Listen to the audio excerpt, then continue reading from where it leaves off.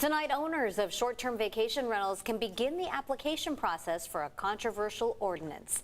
Good evening and thanks so much for joining us. I'm Marcella Lee. I'm Jesse Pagan. The city is putting a cap on the amount of rentals and putting owners in a lottery, but it's not a totally done deal. CBS 8's Richard Allen explains the pending legal challenge. Well, that's right. The application process for these coveted licenses remains open until November 30th. Now, applicants who are limited to one license each should learn by December 16th whether or not they received one.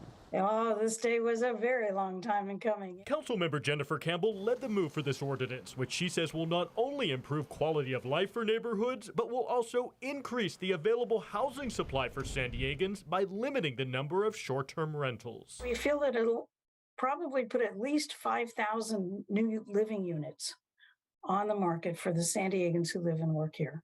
Owners renting their property out for fewer than 20 days a year or renting out a room in their home while still living there themselves simply need to apply for a license but are not subject to the lottery.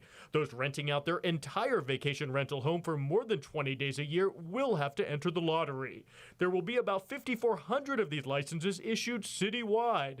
In Mission Beach, though, where there's a much higher number of short-term vacation rentals, there will be about 1,100 licenses available. Application and licensing fees range from $100 for those renting out their property under 20 days a year to $1,000 for those renting out their entire homes for longer than 20 days. Applicants with a good track record of renting out their property will also have a slight advantage. Have you paid your TOT tax? Have you gotten a business license? Have you tried to behave as if this was a legitimate business with regulations?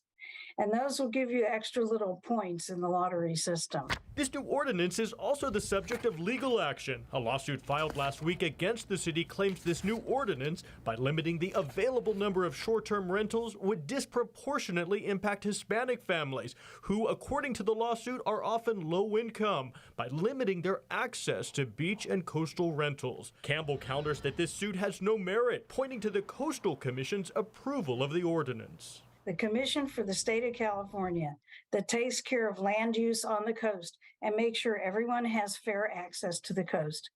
They approved this. And these licenses will last for 2 years and can be renewed. For more information on the application and lottery process, just go to cbs8.com and click on the help button.